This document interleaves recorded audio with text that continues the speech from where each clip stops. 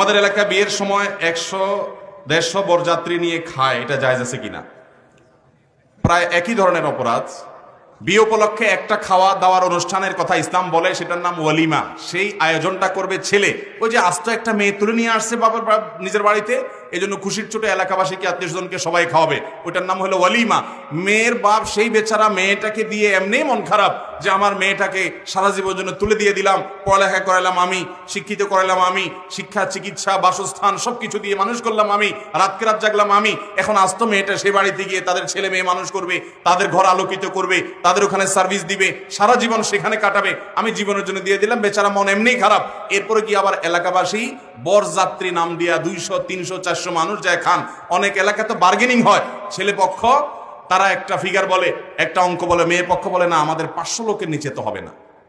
এরপরে বায়না করে আচ্ছা ঠিক আছে তাহলে 400 জন আসেন।